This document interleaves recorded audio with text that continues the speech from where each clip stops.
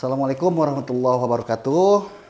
Ketemu lagi bersama saya, Kang Agus, di acara Ngober. Ngobrol berita terkini, terhangat, dan terviral. Nah, Alhamdulillah, kali ini kita kedatangan tamu istimewa ya, dari Universitas Pasundan.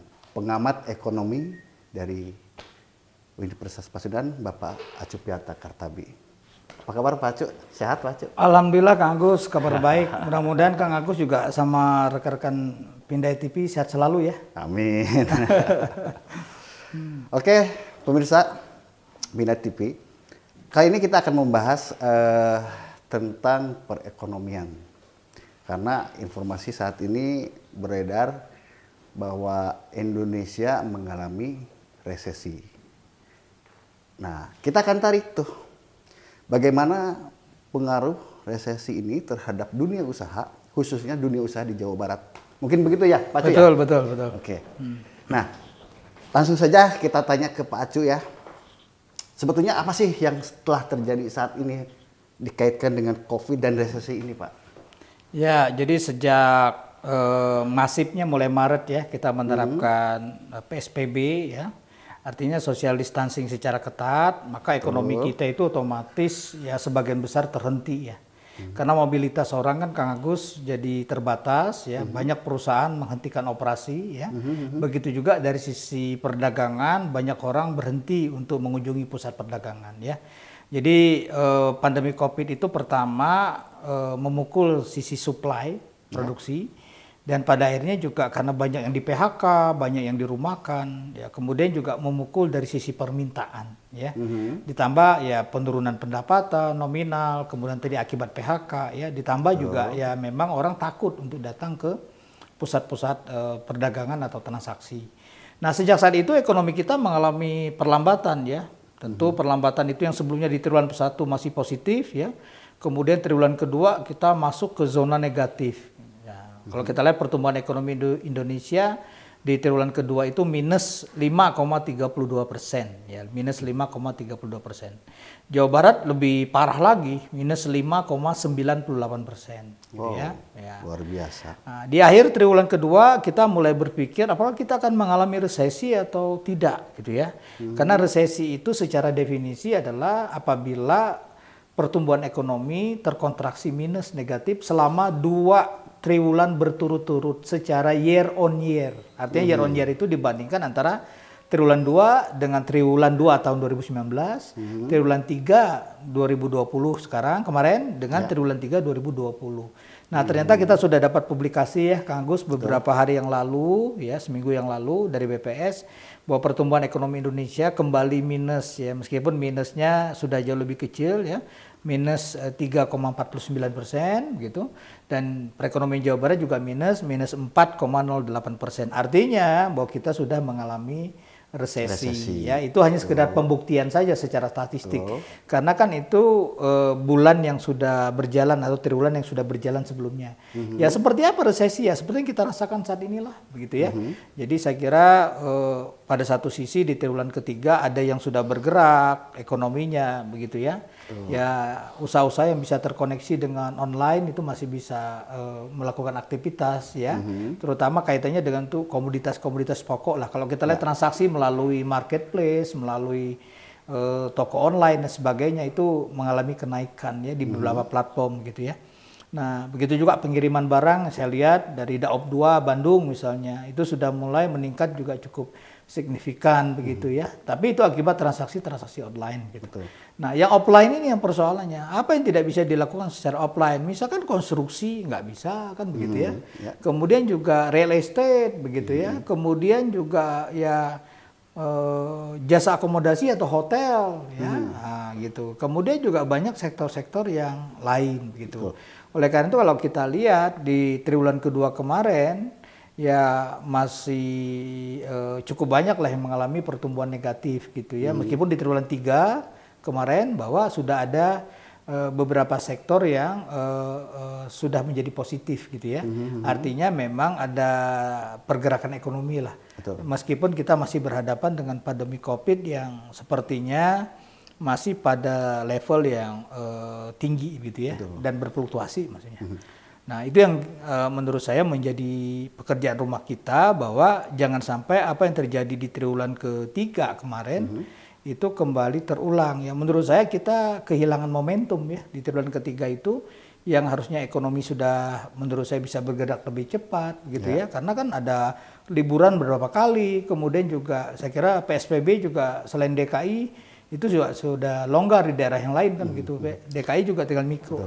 Nah, kalau dilihat dari sisi dampak, COVID ini kan dampaknya sangat menyeluruh ya, seluruh sektor terkena dampaknya Pak. Nah sehingga sektor mana saja sih yang kira-kira sangat berpengaruh? Mungkin industri tekstil mungkin ya Pak ya? Betul, jadi kalau kita lihat sektor, Kang Agus, bahwa ya sektor yang paling dalam dampaknya itu adalah sektor jasa perusahaan ya. Jasa perusahaan itu karena dia bergerak di sektor jasa, sedangkan aktivitas jasanya itu sangat terkait dengan sektor real ya. Betul. Tadi misalkan ya industri begitu ya, kemudian juga konstruksi dan sebagainya gitu ya. Dan itu terpuruk. Kemudian juga sektor transportasi dan pergudangan. Ya kita tahu bahwa ketika mobilitas orang turun drastis, ya penggunaan transportasi kan berkurang kan, karena orang lebih banyak diam dan sebagainya gitu ya. Nah itu juga yang paling terpuruk. Ditambah tadi sektor yang berkaitan dengan jasa akomodasi, meskipun jasa akomodasi itu kan kalau kita lihat di nomenklaturnya jasa akomodasi dan makan minum gitu ya. Makan minumnya agak relatif tidak terlalu dalam gitu ya. Ya karena apa? Karena kebutuhan pokok kan gitu. Tapi yang berkaitan dengan jasa akomodasi otomatis terpuruk lah begitu. Begitu juga konstruksi ya, konstruksi ini pertama ya karena memang melibatkan orang banyak untuk pembangunan, risikonya juga besar. Yang kedua juga saya kira ada ketidakpastian ya terkait dengan kalau terkait dengan APBN atau APBD ada refocusing anggaran, sehingga belanja konstruksi juga agak dikurangi kan begitu. Di sisi lain juga kalau kita bicara konstruksi, kemudian bicara bagaimana permintaan untuk itu, ya saya kira dengan masyarakatnya lebih banyak di rumah, ya mungkin kita nggak terlalu membutuhkan dalam jangka pendek gitu ya. Nah itulah Kang Agus sektor-sektor yang tadi terdampak, meskipun juga tadi sudah disampaikan oleh Kang Agus, kalau kita bicara sektor di Jawa Barat misalkan yang kontribusinya besar, source of growth-nya terhadap PDRB Jawa Barat, misalnya sektor industri manufaktur. Ya, 60% ya Pak ya? Iya, 40%. Oh, 40%. Ya, 40%. Ya. Industri Jawa Barat ya? Ya, industri itu kontribusinya di Jawa Barat 40%. Kalau di nasional kan jauh di bawah itulah ya, kurang lebih sekitar 20% gitu. Nah, ini kan kembali ke dampak Pak. Dampak terhadap dari COVID ini kan menimbulkan resesi. Ditambah lagi iklim politik Pak, cukup panas kan. Nah, saat ini para buruh pun Pak mendesak agar kenaikan UMP mungkin ya. Itu kira-kira gimana tuh Pak? Mungkin dampaknya nanti, tapi sebelum itu mungkin Bapak bisa menjelaskan dulu dampak resesi ini terhadap masyarakat khususnya menengah ke bawah, karena kan dampak dari resesi ini ada pengangguran lah semakin melebar, kemiskinan, angka kriminal semakin tinggi. Nah itu gimana Pak? Jadi jangan jelas Kang Agus, ketika aktivitas produksi menurun drastis, maka penggunaan tenaga kerja juga turun ya gitu. Dan kita sudah mengkonfirmasi ya cukup tinggi pertambahan di dalam tingkat pengangguran maupun juga potensinya terkait dengan tenaga kerja yang dirumahkan misalnya gitu. Dan itu juga menurut saya secara real bisa kita konfirmasi berapa banyak orang yang ikut program kartu prakerja ya.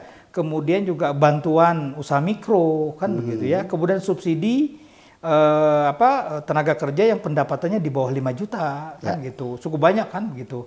Dan tentu saya kira kalau kita bicara angka yang paling terdampak ya kita bisa melihat dari jaring pengaman sosial, terutama untuk kelompok masyarakat miskin kan gitu. Nah itu terjadi kenaikan yang signifikan lah begitu. Nah itu adalah refleksi bahwa dari sisi pendapatan menurut saya mereka juga memang yang terdampak begitu ya. Nah alhamdulillah memang ya kita berharap bahwa harga-harga komoditas kaitannya, terutama komoditas pokok, itu tidak mengalami kenaikan cukup signifikan. Nah paling tidak lah 6 bulan pertama COVID gitu ya. Ya Maret, April, Mei, Juni, Juli, Agustus ya. Namun kalau kita lihat dalam beberapa bulan belakangan ini, misalkan katakanlah untuk inflasi September dan Oktober gitu ya. Nah, itu sudah mulai terpotret, ada kenaikan beras, ya, sudah mulai terpotret ada kenaikan ya komoditas-komoditas yang biasa berkontribusi terhadap tingkat inflasi ya, kenaikan harga. Misalkan tadi ada juga berkaitan dengan daging, ya, ada juga berkaitan dengan ya misalkan bawang dan sebagainya. Tapi katakanlah dari sisi itu ya kalaupun terjadi kenaikan, masyarakat mungkin bisa bereaksi dengan merubah pola konsumsi dan sebagainya. Tetapi kan dampak daripada inflasi ini ya berpengaruh ke berbagai hal, misalkan ya ke depan kalau kita perhatikan mungkin ya berpengaruh juga terhadap penentuan bunga kan. Inflasi itu salah satu komponen tingkat bunga. Inflasi juga salah satu komponen tadi tingkat upah kan begitu ya. Kemudian inflasi juga salah satu komponen berkaitan dengan penetapan berbagai harga yang diatur pemerintah yang kita sebut biasanya dengan administered price ya gitu ya. Nah, itu adalah beberapa hal korelasi daripada dampak Covid terkait dengan harga. Maka oleh karena itu di dalam iklim Covid ini memang harga-harga harus dijamin supaya tidak stabil, terutama kebutuhan-kebutuhan pokok. Kenapa? Karena saya kira masyarakat tentu pendapatannya berkurang begitu ya, sedangkan di sisi lain untuk menstabilkan pendapatan itu tidak mudah begitu ya. Kalau dulu di zaman krisis tahun 98 ya katakanlah kalaupun yang terkena dampak daripada krisis itu usaha menengah besar, tetapi saya kira usaha-usaha kecil masih tetap bisa bergerak ya. Artinya bahwa konsumennya ada, mobilitasnya tidak terganggu, tinggal punya uang apa enggak kan gitu. Betul. Nah, itu solusinya gimana, Pak? Ya, sekarang kan ini banyak pengangguran nih. Nah, banyak pengangguran menurut saya mau tidak mau adalah menggerakkan ekonomi ya sebagai kontributor terbesar. Hanya memang untuk menggerakkan ekonomi ini sepertinya pemerintah menurut saya hanya mengandalkan kepada sektor keuangan. Yang kita kenal dengan counter cyclical. Yaitu apa? Ya mulai dari pengurangan perpanjangan jangka waktu pinjaman, kemudian juga pengurangan jumlah minimum payment cicilan dan sebagainya gitu ya. Tapi bukannya sudah ada BLT yang sekarang sudah bergulir berapa kali? 4 tahap ya? 3 tahap? Ya 3 ya. Nah, BLT itu kan masih sangat terbatas ya begitu. BLT itu kan kalau di Jawa Barat ada 9 pintu, ada yang dikeluarkan oleh Kemensos, ada yang dikeluarkan oleh BNPB kan gitu ya. Berbagai institusi lah. Termasuk yang dikeluarkan oleh provinsi dan kabupaten kota. Betul. Nah, kalau kita lihat dari provinsi yang terakhir triwulan di gelombang ketiga kemarin penyaluran ya naik kan dari 1,3 juta orang penerima di gelombang kedua, naik menjadi 1,9 juta di gelombang ketiga gitu ya. Kabarnya di gelombang keempat malah akan di stop ya. Nah, ini kan sangat mengkhawatirkan gitu ya. Jadi menurut saya pemerintah itu tidak mestinya berkelanjutan ya. Harus berkelanjutan karena dampak Covid juga belum selesai gitu ya. Ya. Nah, sekarang ini yang terjadi malah masyarakat banyak mengeluhkan mengenai penyaluran BLT ini karena sifatnya berbentuk langsung gitu ya, fisik mungkin ya Pak ya, paket gitu kan, non tunai. Nah itu kan mungkin padahal dari sisi daya beli kan mestinya harus ditingkatkan. Betul.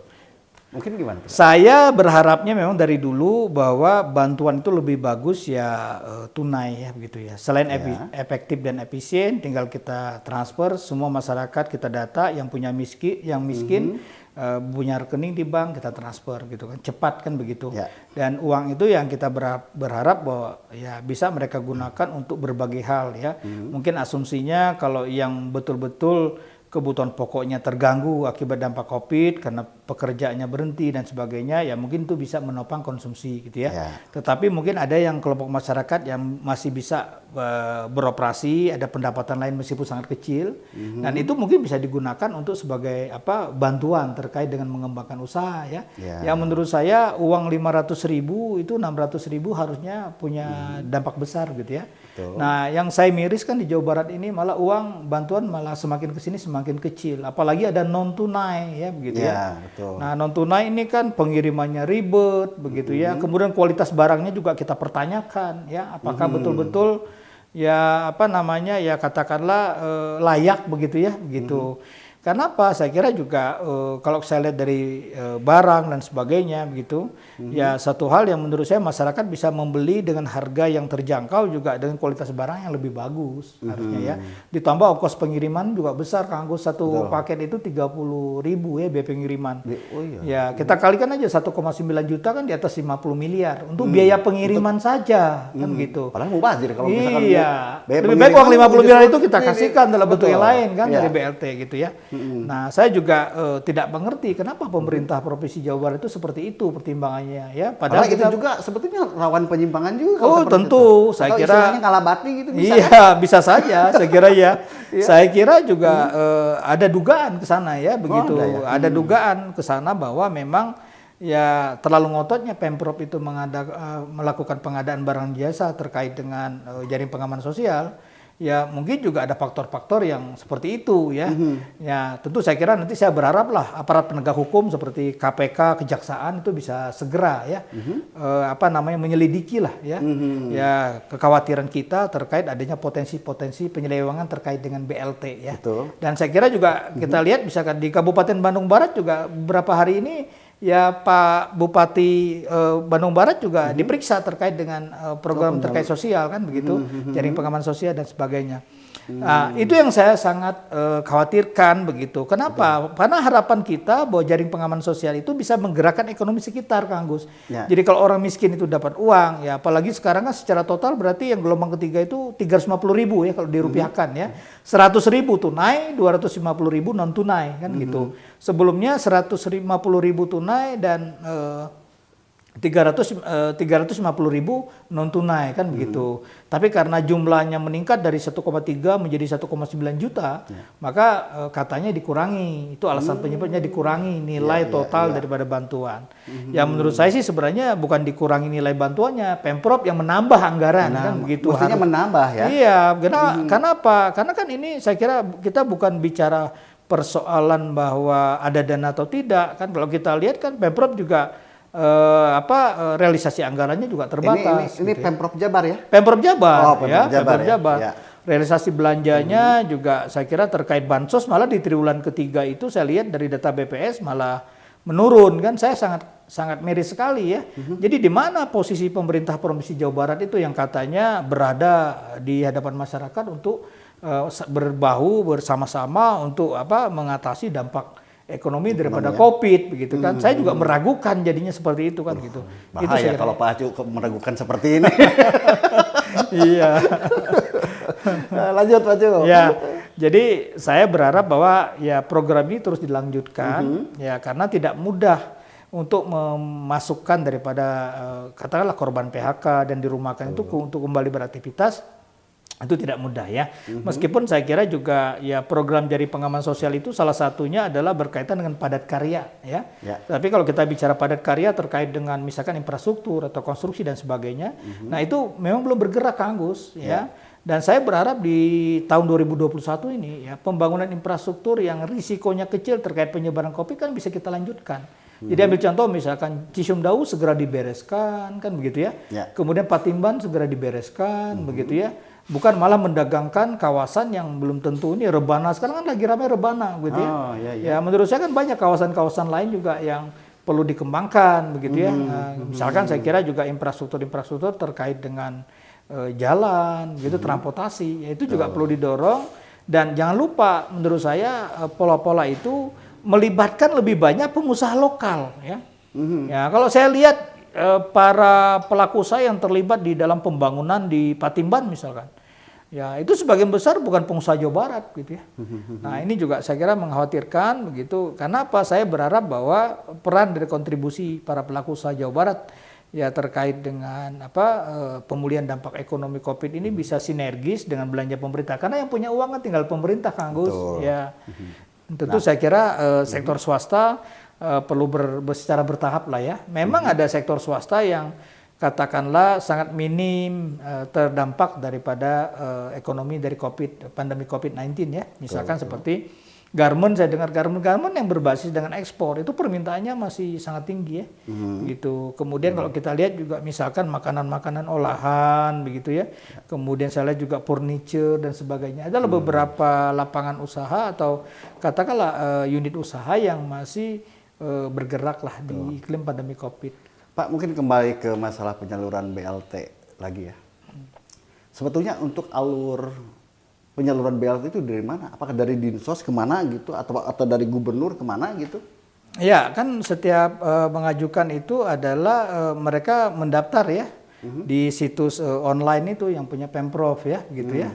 Kemudian juga saya kira didata melalui data yang ada di dinas sosial kan begitu. Dan kita juga, saya juga Pemprov juga menerima pengajuan dari kabupaten kota dan sebagainya ya, begitu. Jadi sepanjang persyaratannya terpenuhi dan juga ya karena juga ada yang tidak masuk ke 8 paket bansos yang lain kan gitu, yang dikeluarkan oleh kabupaten kota, yang dikeluarkan oleh kementerian gitu ya. Nah tentu saya kira cleansing data nanti setelah proses cleansing data artinya sesuai nggak apa data yang dimasukkan kemudian dengan kelayakan begitu ya, yang bisa menerima, maka nanti akan diputuskan siapa yang akan diterima. Nah tentu saya kira angka 1,9 juta dari 1,3 di periode yang kedua ke 1,9 juta di periode yang ketiga itu cukup signifikan kan, kenaikannya kurang lebih 600.000 ya. Nah tentu saya kira kenaikan itu menunjukkan itulah kondisi yang memang masyarakat mengalami kesulitan gitu ya. Nah penyaluran itu disalurkan melalui PT Pos ya. Dan pengadaannya dilakukan oleh BUMD, setahu saya BUMD namanya PT Jabar Agro ya. Nah Jabar Agro yang melakukan proses pengadaan, masukkan bekerja sama nanti delivery-nya oleh PT Pos ya.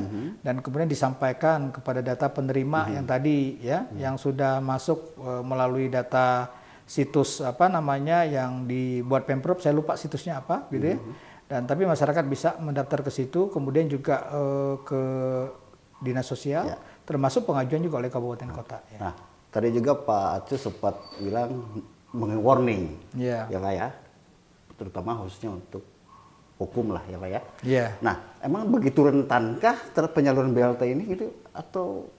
Ya tentu, saya kira Kang Agus sangat rentan sekali kalau kita lihat juga di beberapa daerah ditemukan misalkan ya bagaimana penerima bansos itu ada potongan, meskipun ini yang terkait bahkan rekening ya.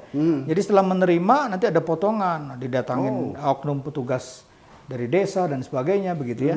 Kemudian juga pengadaan ini kita perlu lihat, misalkan barang yang disalurkan itu apakah secara harga representatif gitu ya. Ini kita belum bicara bahwa bantuan non tunai itu menurut saya tadi tidak efektif ya untuk menggerakkan ekonomi. Karena kan ketika pengadaan barang dan jasa itu ngikut korporasi kan. Korporasi yang pengadaan sarden ya. Menurut saya kayak sarden, masker, ngapain kita antarin? Suruh mereka beli sendirilah. Kita kasih uangnya kan begitu. Ngapain Pemprov repot-repot ya ngantarkan itu gitu. Jadi saya kira itu yang berpotensi ya terkait dengan pengadaan gitu ya. Kemudian apakah harganya juga representatif ya. Kemudian siapa yang terlibat di situ ya. Saya kira aparat penegak hukum memang harus memeriksa secara detail ya proses bansos yang ada di Jawa Barat. Kan kemarin juga sempat ramai nih Pak mengenai telur yang dibuang. Iya. Mungkin salah satu kekhawatiran juga mungkin ya. Jadi kalau telur itu memang saya kira sulit ya dari sisi delivery kita mengantarkannya karena kan barang yang tersenggol sedikit aja pecah gitu ya. Apalagi kalau terlalu lama bisa kualitasnya turun bahkan busuk kan begitu. Nah meskipun di tahap yang ketiga sudah nggak ada lagi yang barang-barang semacam itu sudah diganti misalkan sama sarden, kemudian susu saya dengar ya, kemudian juga ada garam kalau nggak salah sama terigu dan juga beras gitu ya. Ada masker juga setahu saya ya gitu. Nah tentu saya kira hal semacam itu sebaiknya sih menurut saya kita serahkan kepada masyarakat saja. Artinya jangan sampai pemerintah provinsi itu merasa paling tahu ya kebutuhan masyarakat itu. Apalagi ya tentu kita belum bicara ini sardennya layak nggak konsumsi kan gitu. Ya mungkin saya kira para peneliti harusnya lebih aktif lah mengambil sampel bahwa jangan-jangan sarden itu kan dulu kita pernah ramai kasus sarden yang tidak layak konsumsi kan gitu. Kadaluarsa gitu. Saya juga berharap bahwa itu juga dilakukan sebenarnya. Jadi perhatian kita tidak hanya terfokus kepada bantuan tapi bagaimana kualitas bantuan dan memastikan bahwa bantuan itu terbebas dari unsur moral hazard gitu. Tapi Pak kalaupun misalkan disalurkan secara tunai apakah tidak rentan juga terhadap pemotongan? Ya, saya kira peluangnya lebih sedikit Kang Agus karena kan langsung ke rekening penerima ya. Seperti bantuan untuk usaha mikro ya. Bantuan prakerja itu kan menggunakan mekanisme itu ya. Sehingga kemudian menurut saya peluangnya untuk tercecer di jalan dan sebagainya itu berkurang. Kita kan hanya membayar ya biaya transfer kan begitu ya. Dan tentu saya kira terkait biaya transfer ya tidak terlalu mahal, tidak akan sampai 30.000 kan begitu. Ya. Nah, di sisi lain saya kira ya kita memberikan keleluasaan kepada masyarakat untuk menggunakan bantuan. Tentu penting memang harus ada edukasi ya. Jadi uangnya sudah sedikit dan harus apik menggunakannya untuk kebutuhan-kebutuhan yang memang sangat urgent gitu ya. Kalau kita bicara kelompok masyarakat miskin kan saya kira sangat rentan sekali lah ya. Dari sisi pendapatan sudah kecil, begitu kemudian sensitif terhadap perubahan harga. Ya kalau saya kira yang perlu kita dorong nih kelas menengah dan atasnya supaya ya mereka lebih banyak melakukan konsumsi begitu sehingga terutama produk-produk ya berbasis UMKM dan sebagainya, jangan produk impor ya. Berimpor ya. Gitu sehingga kemudian bisa mendorong seperti program hari ini 11-11 ya. Nah, itu program Harbolnas ya. Nah, menurut saya juga saya kira penting untuk nanti ada komoditas lokal ya. Saya berharap misalkan ada pekan gebiar komoditas lokal online dan yang dipublish di berbagai media dan sebagainya sehingga kemudian saya kira itu menjadi satu spirit untuk menggerakkan ekonomi. Ya. Nah, kita nanti Pak menginjak pada 2021 nih Pak. Nah, kira-kira kondisinya seperti apa? Karena mengingat saat ini kondisi politik pun cukup panas. Ditambah lagi dengan ya, dorongan-dorongan itu kenaikan UMP itu. Nah, kira-kira dari sisi, karena dikhawatirkan justru itu kan bisa juga mendorong terjadinya peralihan investasi mungkin ya Pak ya ke daerah lain. Mungkin artinya pabrik-pabrik banyak yang hengkang gitu pindah ke lokasi lain. Nah itu seperti apa mungkin Pak? Ya tentu kita berawal di 2021 itu kita sudah masuk zona positif ini untuk Indonesia ya. Gitu. Kalau Jawa Barat saya kira tantangan kita masih cukup berat begitu ya. Mudah-mudahan sih harapan kita juga triwulan 1 itu kita udah bisa masuk, triwulan 1 2021 maksudnya kita sudah bisa masuk ke zona positif. Betul. Nah di samping ada persoalan-persoalan yang lintas tahun, saya kira terkait kontroversi tadi misalkan berkaitan dengan upah tidak meningkat, ya, kemudian ada PHK, kemudian ada yang dirumahkan. Saya kira itu masih akan terus berlanjut di tahun ke depan, karena recover ekonomi itu tidak bisa cepat, ya. Betul. Jadi kalau usaha bergerak, baru kemudian ada permintaan terkait tenaga kerja dan sebagainya. Ini kita belum juga bicara bagaimana kepastian implementasi Omnibus Law misalkan, ya. Nah itu juga ada pertimbangan seperti itu. Saya kira faktor-faktor politik memang akan mewarnai dari sisi, ya saya kira secara nasional memang. Dari sisi ekonomi politik ya tentu akan dibuktikan apakah betul Omnibus Law itu misalkan akan berpengaruh terhadap investasi ya. Kemudian apakah betul misalkan tahun depan itu ya ekonomi akan bergerak lebih cepat ya. Ya memang negara-negara mitra dagang kita kalau kita lihat ya posisinya hampir sebagian besar sama dengan kita. Hanya ada 2 yang sudah masuk zona positif, Tiongkok dan Vietnam ya gitu. Di luar itu saya kira sama dengan kita masuknya zona negatif kan gitu. Nah, terkait dengan kondisi politik saya kira ya tentu juga ada pilkada sekarang ya. Di Jawa Barat ada 7, di Indonesia ada 270 daerah yang melaksanakan pilkada. Ya, kemudian di Jawa Barat ada 7 kabupaten dan 1 kota di Jawa Barat itu akan melaksanakan pilkada. Nah, tentu kita berharap juga bahwa proses-proses politik itu bisa sejalan dengan upaya perbaikan ekonomi. Karena kasihan masyarakat menjadi korban kalau gonjang-ganjing politik itu terus saya kira bergulir dan kemudian saya kira ramai di permukaan tetapi di lapangan ya masyarakat sulit untuk mendapatkan pekerjaan, sulit untuk mendapatkan makanan yang terjangkau ya begitu dan sebagainya. Nah, di tahun 2021 itu saya berharap bahwa ya persoalan-persoalan politik itu memang bisa lebih lebih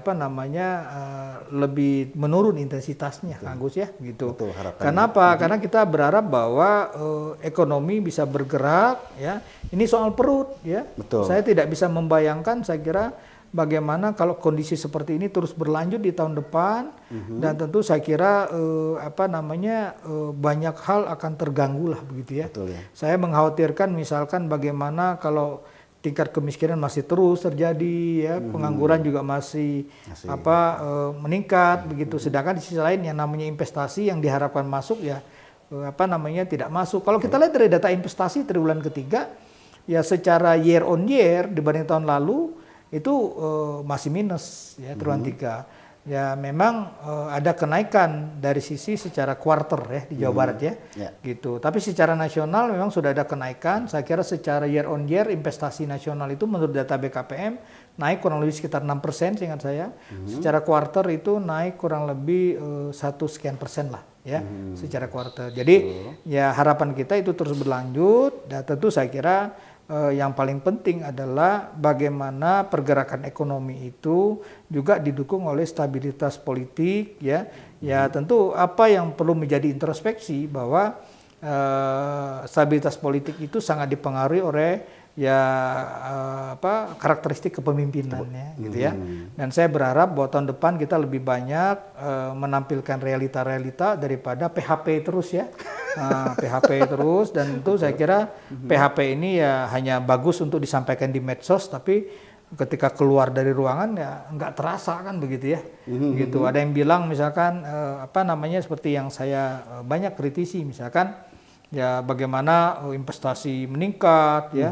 Ya, tetapi investasi meningkat itu hanya karena sebelum Covid pada saat awal PSBB dengan setelah PSBB ya. Kemudian juga ada faktor-faktor lain, ada perbankan mengatakan mereka sudah menyalurkan dana PEN maksimal begitu kan. Nah, tapi siapa penerimanya kan begitu ya. Itu juga jadi pertimbangan. Jangan-jangan penerimanya juga korporasi besar, sedangkan kita tahu entitas terbesar kita misalkan adalah UMKM. UMKM ya. Betul. Nah, berarti kalau dilihat dari sisi solusi mungkin ya Pak ya, artinya BLT harus terus berjalan. Harus, saya kira Kang Agus ya, karena tanpa ada dukungan BLT, menurut saya masyarakat akan sangat susah sekali ya. Karena itu akan mempengaruhi iklim politik juga. Iya, Pak. tentu. Urusan perut nih. Iya, betul. Nah, saya kira sangat rentan sekali ya. Betul. Saya tidak bisa membayangkan awalnya krisis kesehatan masuk kepada krisis ekonomi dan tiba-tiba masuk ke krisis sosial. Jangan sampai masuk kepada krisis keamanan. Betul, Pak. Nah, gitu ya. Tentu saya kira kita sudah banyak contoh bagaimana persoalan ekonomi ini memicu banyak hal yang terkait dengan politik. Ya 98 lah kita lihat ya, misalkan ya 98 bagaimana krisis ekonomi tahun 97, Juli 97 memunculkan gelombang reformasi misalkan gitu ya. Dan tentu saya kira itu adalah pelajaran yang real buat kita bahwa jangan terlalu percaya diri ya dengan apa yang terjadi begitu, karena saya kira masyarakat juga punya daya tahan, punya kemampuan yang sangat terbatas begitu. Bayangkan kalau kemudian saya kira hal semacam itu menjadi trigger ya begitu terhadap perubahan-perubahan situasi politik, dan tentu kita tidak berharap seperti itu. Betul. Baik pemirsa, demikian bincang-bincang kita dengan pengamat ekonomi kita. Ini membuka wawasan kita bagaimana kondisi ekonomi tahun ini dan tahun depan. Begitu saja. Assalamualaikum warahmatullahi wabarakatuh.